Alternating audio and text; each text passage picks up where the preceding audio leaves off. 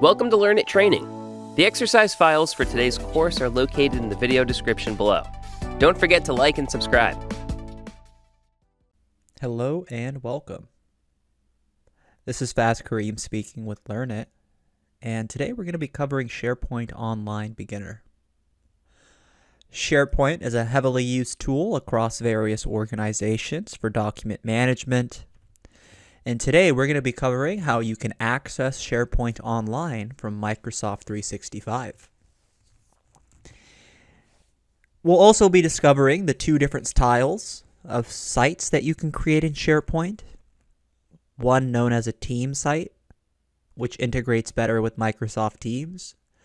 And another one known as a communication site, which acts almost like an intranet for your organization. Once the site is created, we'll talk about the quick launch. You have site URLs that you can customize and set up to access various pages, document libraries, or even lists across SharePoint. And the quick launch bar is a customizable area to create labels, links, URLs for the site users to easily access the site contents. If you are a site owner or a user that consistently publishes, we'll talk about better ways to accessing your site contents using the gear icon in the upper right-hand side of SharePoint.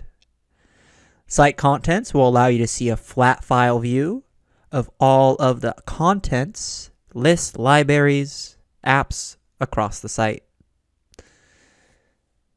And then we'll get into working with our actual document library. Various features that we have within the document library that help us work with others.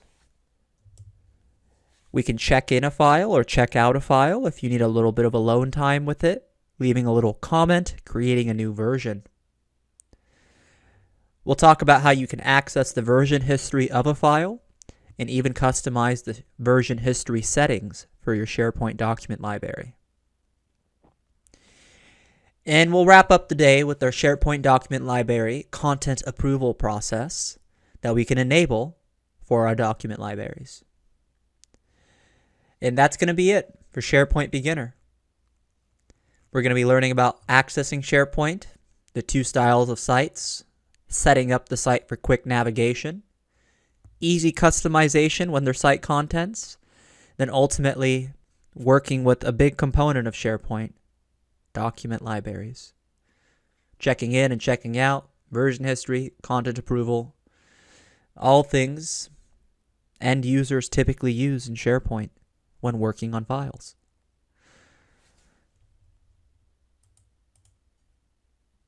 Let's get started. Looking to support our channel and get a great deal? Become a member today to unlock ad-free videos. That's right, your favorite courses without a single ad. Interested in a specific video? Purchase one of our ad-free courses individually. Looking for even more? Gain access to exams, certificates, and exclusive content at LearnitAnytime.com. More information can be found in the video description below.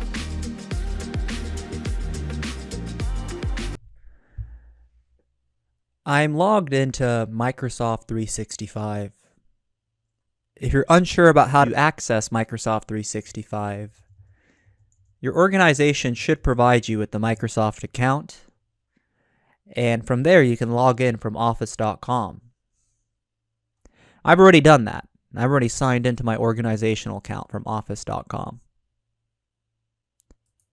But if I wasn't, it'd prompt me to sign in.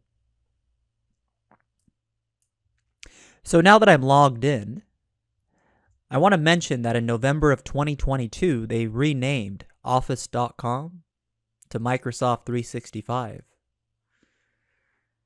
And we have access to the web-based versions of our Microsoft 365 tools directly from this page here.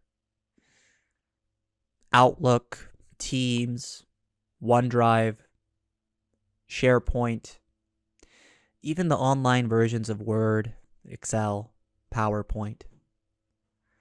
There's also online exclusives that I've learned not many users know about, but are paying for. like using Microsoft Forms to build polls, surveys, and quizzes, or Microsoft Stream to record video content and share it, publish it across the organization, or Power BI Service to upload your reports, semantic models, and create dashboards that are published across various sources.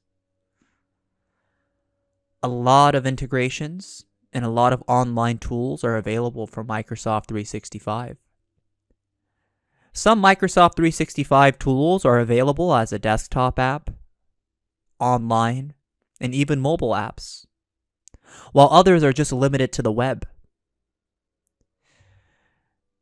Today we're going to be learning about SharePoint, and you can access all of your apps from Microsoft 365 under your app launcher.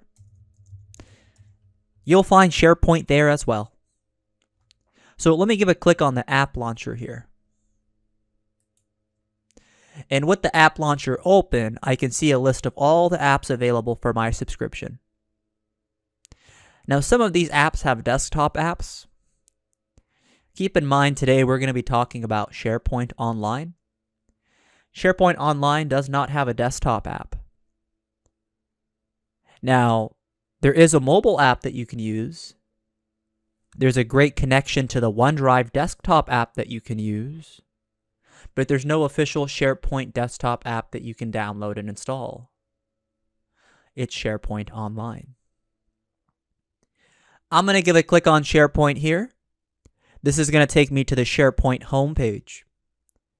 I'll be able to see all of the sites that I have access to inside of my organization.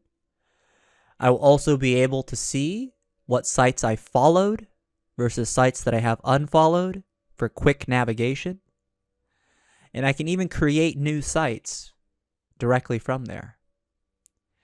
So in order to access SharePoint Online, you have to have a Microsoft 365 organizational account. And from there, when you log into office.com, you can head over to your app launcher and select SharePoint. SharePoint is an online tool. This will open up in a secondary tab. And I'm now accessing the SharePoint homepage.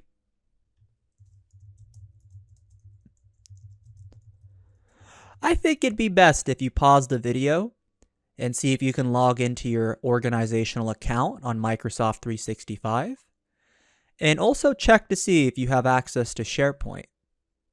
And then log into your homepage for SharePoint.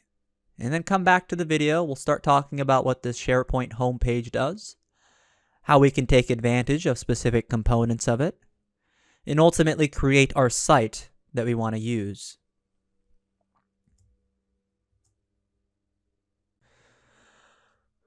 I'm currently logged into SharePoint Online, and the first thing I like to point out in SharePoint is that you have access to specific sites as an end user. And these sites will all be displayed across the SharePoint homepage. But in case you ever need to search or look for files or specific content, the homepage has a search. And the scope for the search is all of SharePoint. So if there's ever a time you need to look for a file but don't remember what site it is even on, you can actually search every SharePoint site that you have access to by using the search box up top. As long as you remember a little bit of a snippet about what was in the file. The search box in the very front, the home page, will search all of SharePoint. Here it's going to show me all. I can filter for just the files, filter for just the sites, and even go into contacts, news, videos, images, and then dabble into my Power BIs as well.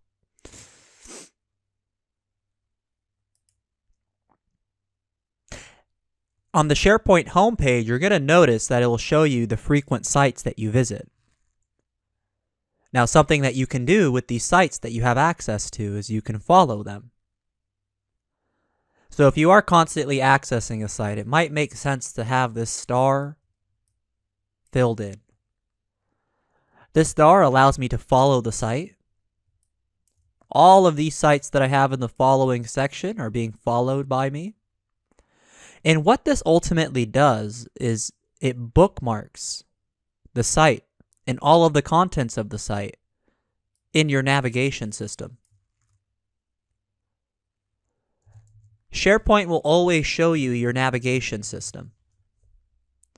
Even if you're on a specific SharePoint site, a specific document library, all of the sites that you followed will be listed there.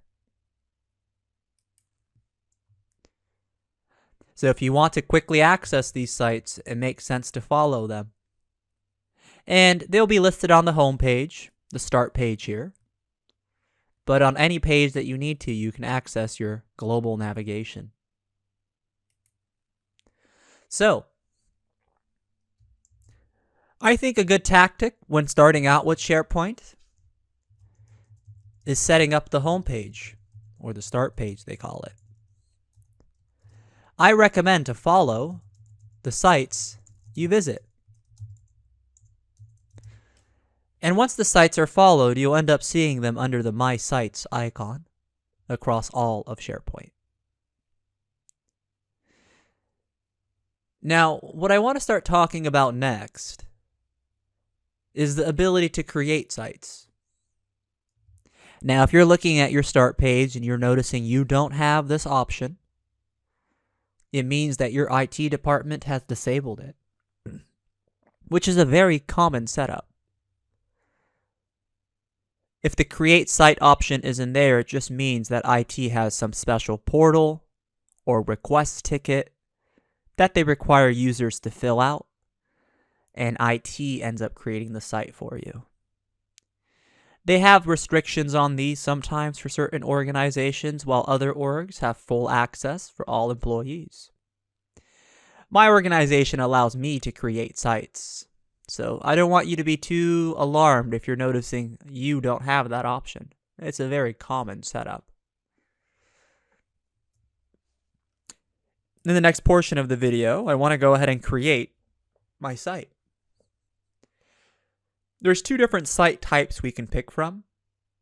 I want to discuss the differences between a team site and a communication site coming up next.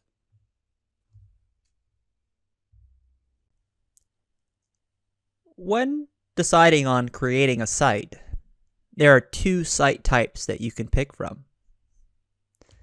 It's very important to have the site type that you want correct for the purpose that you need, because you can't switch between communication and team sites once they're created. You're going to have to delete it and then create a new one. So let's talk a little bit about the sites. A team site. There's actually URLs and articles that help you learn more about the specific site types as you're building them. I've clicked on it here. A team site is to provide a location where you and your team can work on projects and share information from anywhere on any device. So what does a team site include? It looks like it includes a group of related web pages, a default document library for files, lists for data management, and something called a web part that you can customize to meet your needs. And now it's saying, should I create a team site or a communication site? Use a team site when you want to collaborate with other members of your team or with others on a specific project. So here's the catch here. With the team site, typically all or most members can contribute content to the site, and the information is limited to only the members of the team or project and specific stakeholders.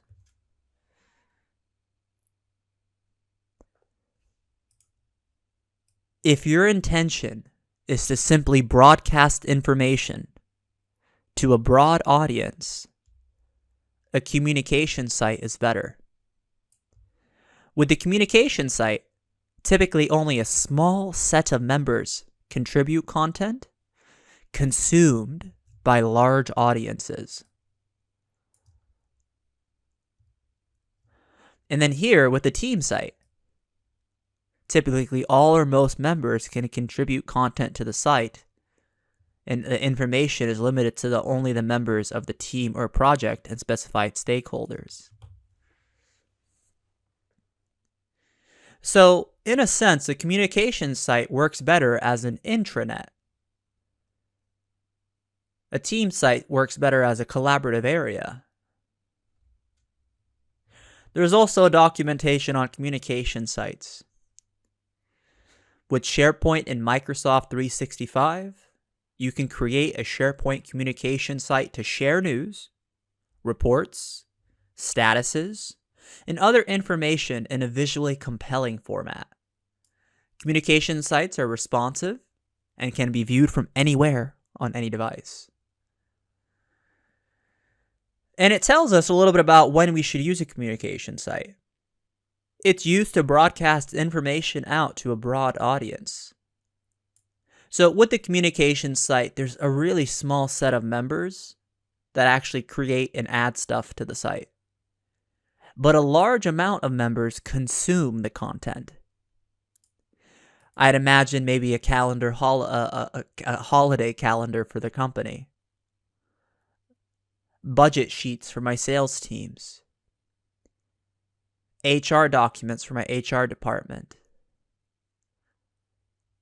A PTO request portal. So, both have their place in this world.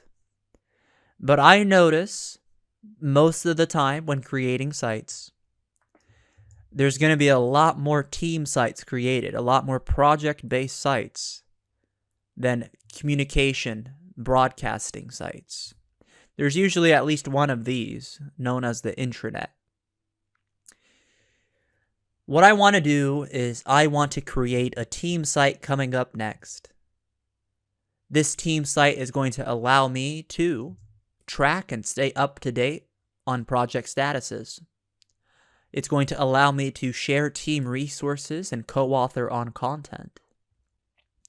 It's going to allow the site owners and the members to publish content, and this site will also integrate with Microsoft Teams, as well as other applications.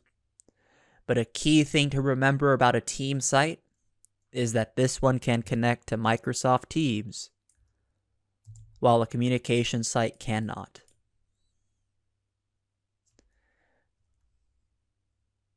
Now, lucky for us, the process of actually creating the sites are very similar. I'm going to go ahead and pick the team site to create, since we'll see the integrations with Microsoft 365 products better with the team site setup.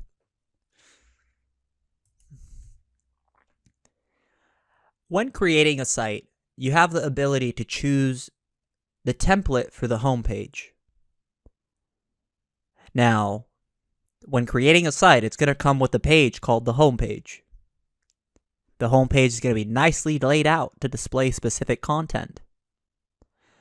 Depending on what you're creating the site for, you might want to pick some of the templates that display the content on the homepage for you. I'm going to pick the standard team template, which helps me manage projects, share content, and stay connected with my team. But you can always change the look of the template once the site is created.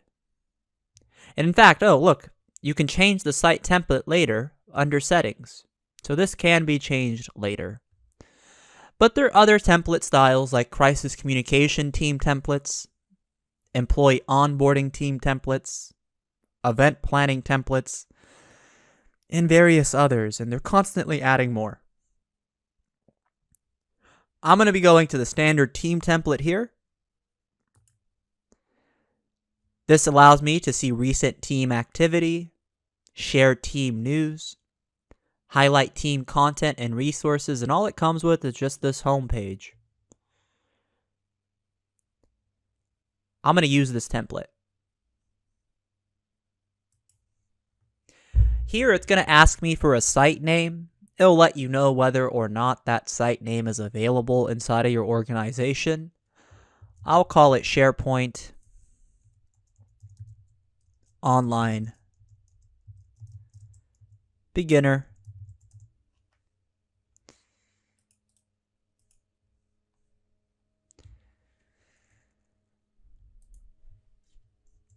This is something, the site description, that folks will see when you add them to the site.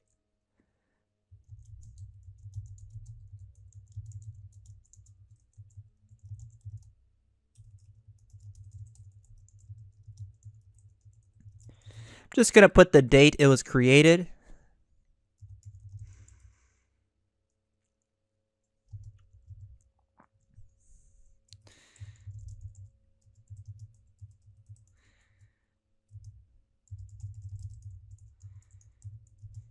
And I'll also put the owner, so that way folks know I created it. Letting me know that the group email address is available, and here it's pulling up the site address.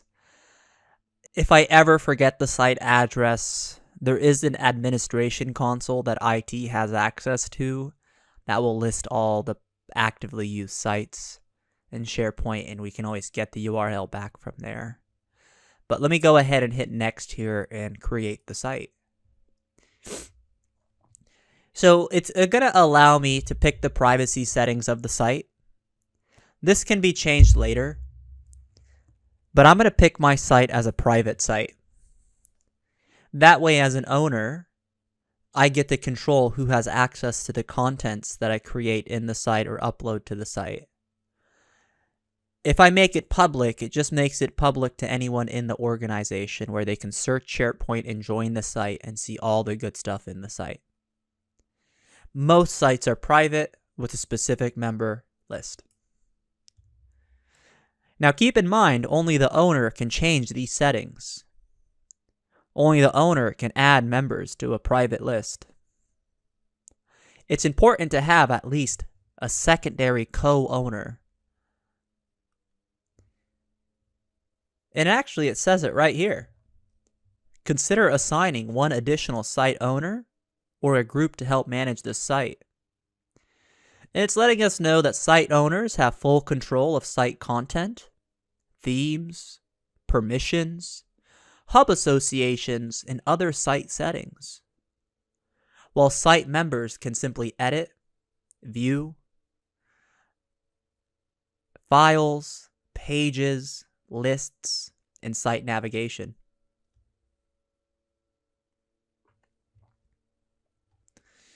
I'm going to choose to add in my secondary owner here.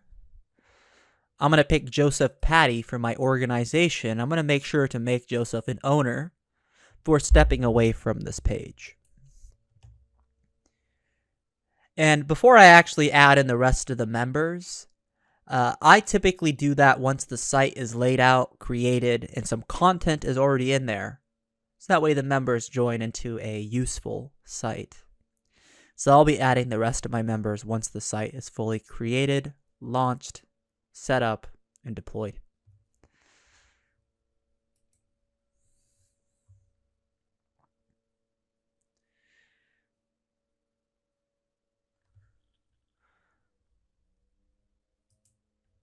A couple of finishing touches I want to mention. You are allowed to change the site template and the site settings. Under this gear icon, if you're the owner, you'll have access to change the look. Change the look will allow me to change the theme, header, and navigation style. I can also click on Apply a Site Template and pick a new site template directly from here.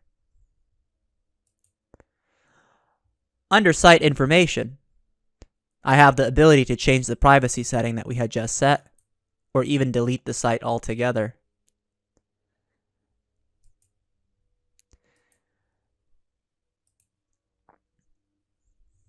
So, I've just created the SharePoint site. It's a team site. I get access to the standard team template homepage. Up next, I want to start talking about our site navigation and a little bit about the homepage we've just created. I'm over here in the SharePoint site, and I'm accessing the homepage. I can see that the site URL says that the site homepage is stored under SharePoint Online Beginner, a folder called Site Pages. It's called collabhome.aspx. Now this homepage allows me to search the SharePoint site for specific content that's stored on this site.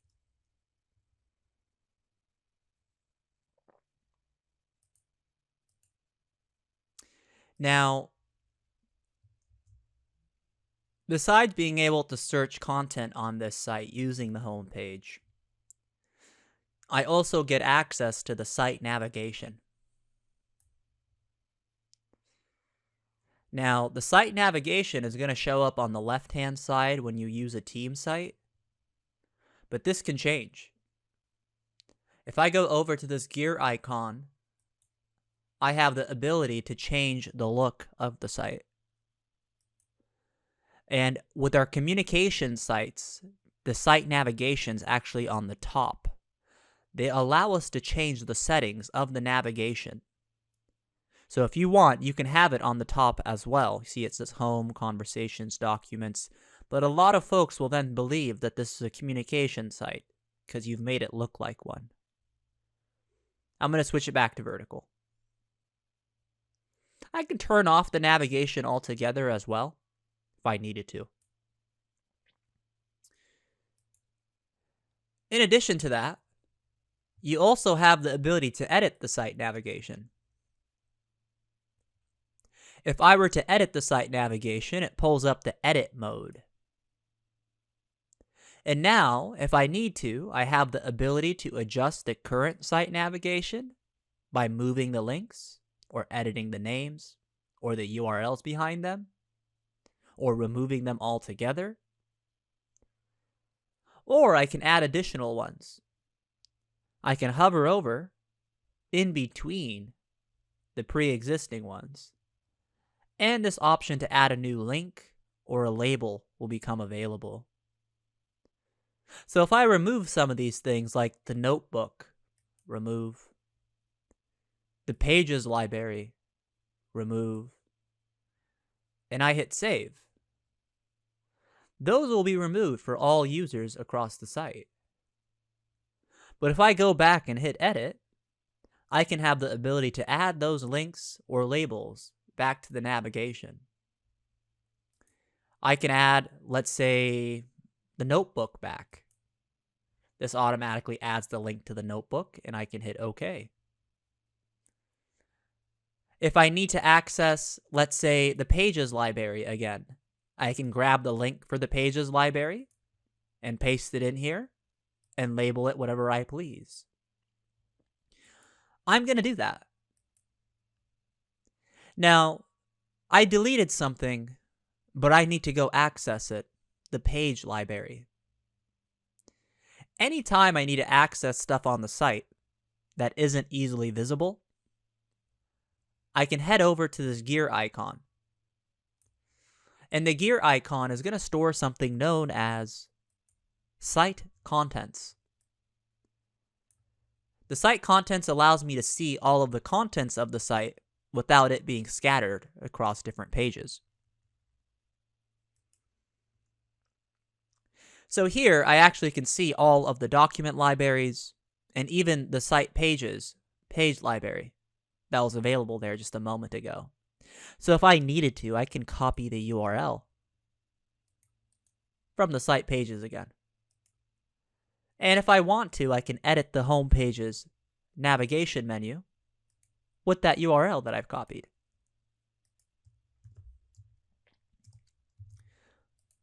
I'll call it Pages.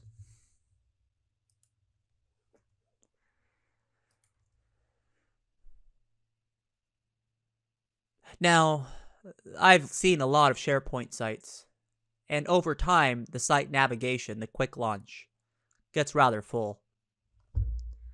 I want to let everyone know that you have something known as labels that you can create.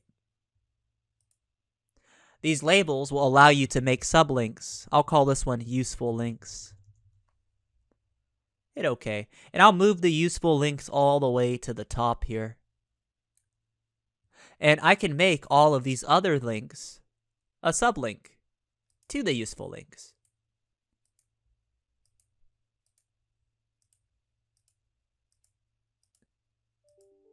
And when I hit save here, the useful links shows up.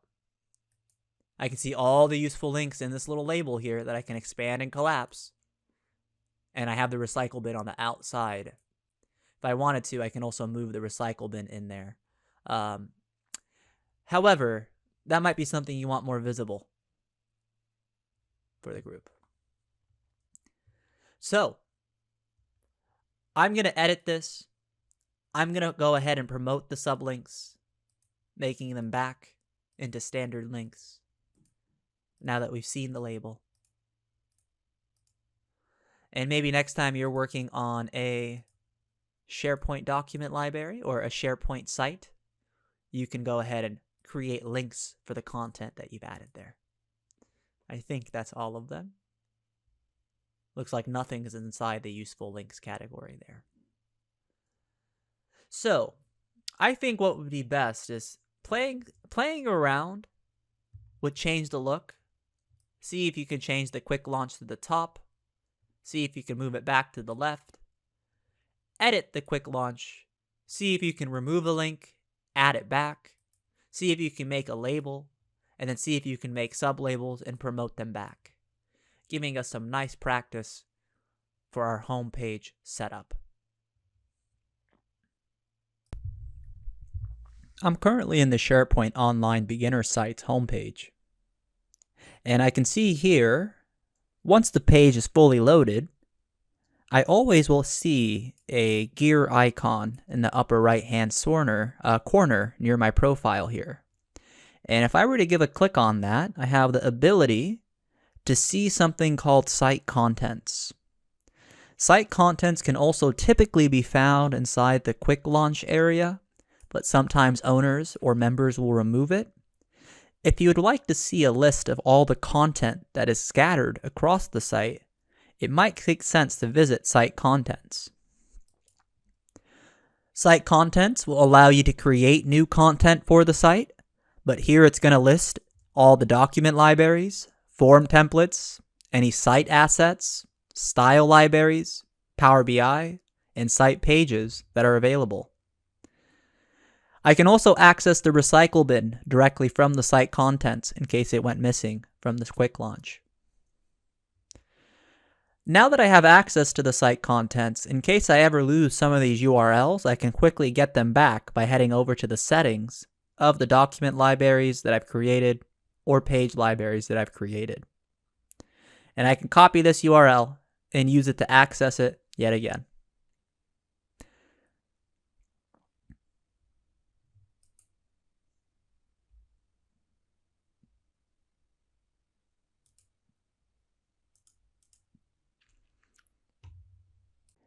Now, one of the main use cases for SharePoint Online is document management. It's a great tool that lets you store files where a department or a group can go and access them simultaneously together.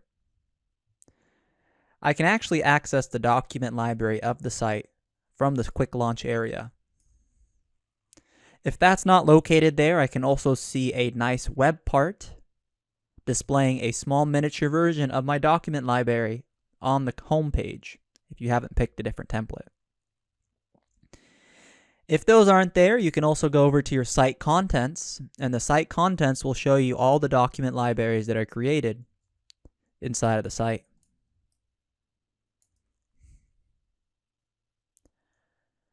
What I'm going to do here is I'm going to access the document library.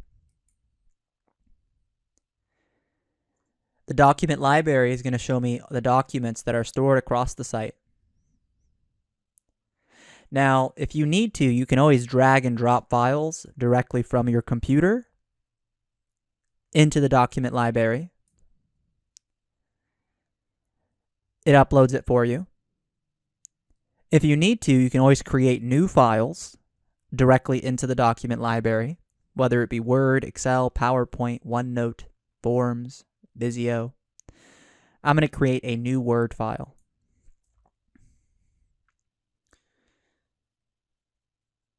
This uses Word Online, which automatically saves as you type.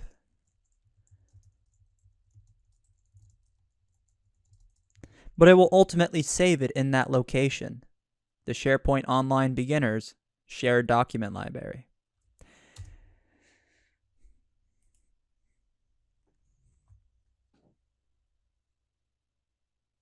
So, the document library will show me a list of all the files and folders that are available. If I need to, I can sit here and I can sort by the column names. I can sort by who last modified.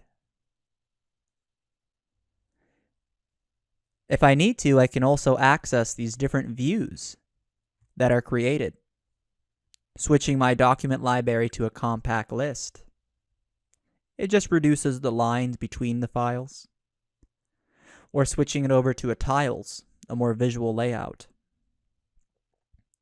or accessing the filter icons and filtering by file types, or whatever filter we're looking for.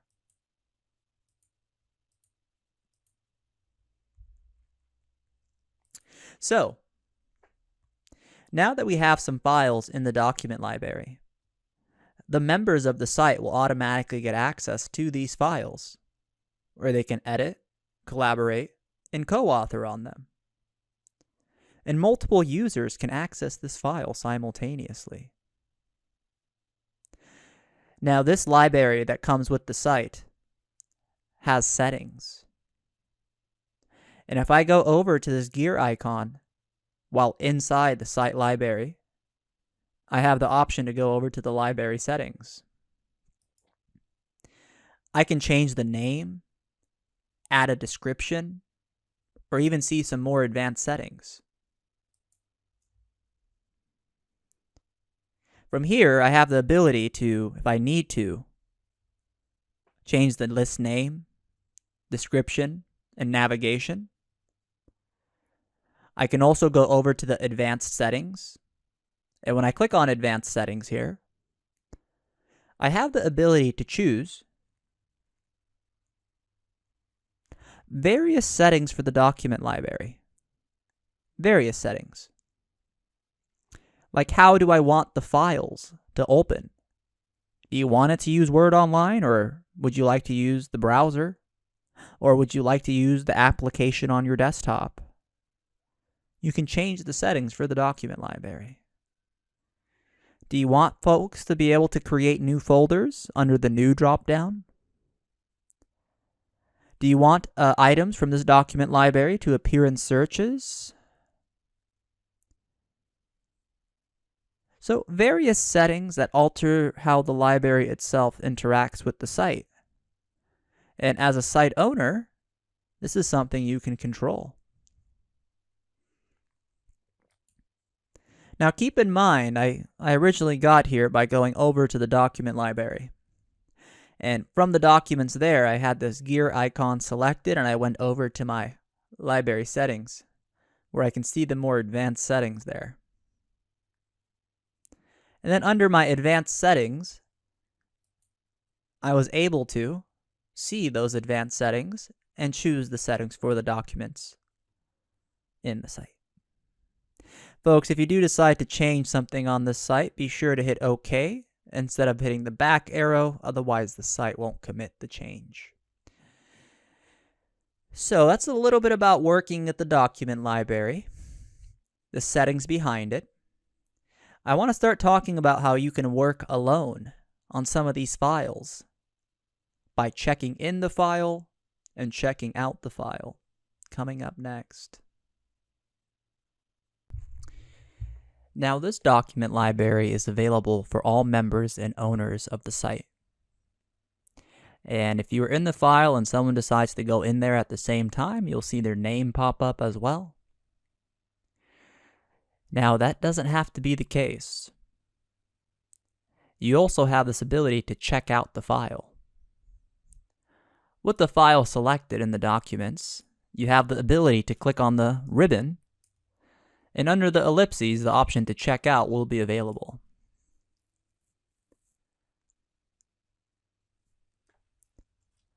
I also have the ability to go to this ellipses in line, and under More, the option to check out is available. Checking out the file will show an icon near the file, letting us know that a user has checked out the file. Now, anyone that has access to this documents will no longer be able to edit this version of the file. It will be locked for use by the user that checked it out. And the only person that can unlock it and check it back in is the owners and the person that checked it out. So be sure if you check out a file to check it back in. You can also add in a comment once a file has been changed. This comment will show up in the version history of the file. So now that I've checked in and checked out the file, I can click on the ellipses here and go over to the version history of the file. And I can see there the second version says no change. If I go over to this gear icon and I access the library settings, under the More Library Settings, I have a settings category called Versioning Settings. When I go over to Versioning Settings, it allows me to decide how many versions of a document the library will keep. Up to 500 versions will be kept by default. You can also require checkout, to where in order to edit the file, a user needs to have it checked out. If you do decide to change some of these settings, be sure to hit OK instead of cancel.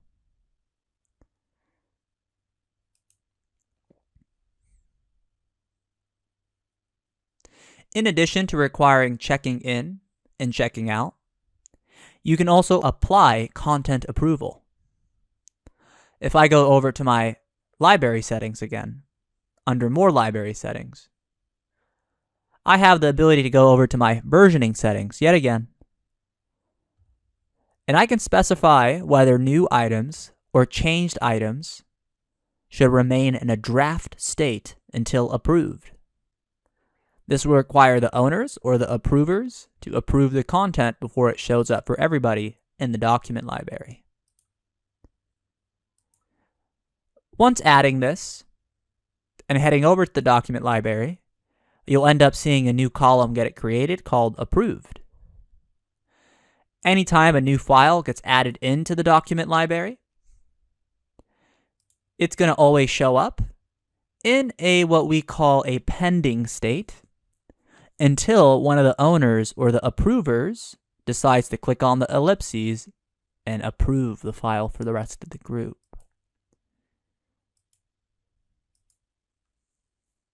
Now this file has become visible to all users. So a couple of major things we've discussed here. Check in and check out. Version history.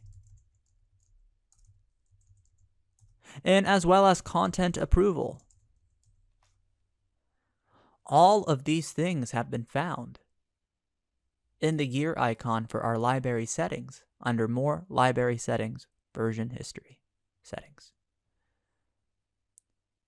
When we come back, I want to talk about how you can get this document library available on your computer's File Explorer. That way you're more familiar with the document libraries in an area that you typically search for your files.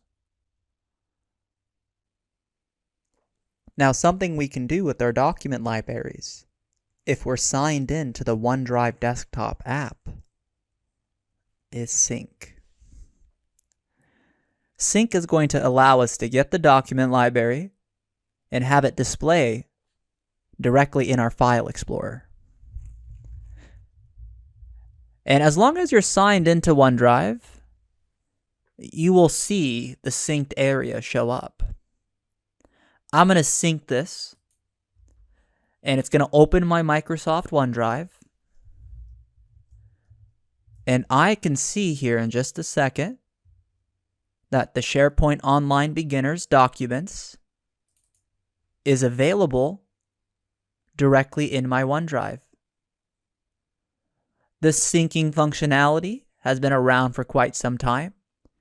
And to me, this gives us a reason to no longer even need a desktop app for SharePoint, because OneDrive will give you access to the files that you typically access on SharePoint if you need to by syncing. So now I have access to the same files on this site directly on my computer. So if I remove something here, it gets removed from my computer. If I add something here, it gets added to my computer. Syncing is a great way to have all of your files available across multiple devices consistently. All right, this was SharePoint Online Beginner. We will have another advanced one coming up. In this lesson, we learned how to access SharePoint, the differences between a team site versus a communication site, using the quick launch and the customization settings behind it, understanding what site contents is and how to utilize it, working with the document library, how to access it, change the settings behind it, use the check-in and check-out feature for your files or folders, understanding version history and how to change the settings behind it, and finally, content approval.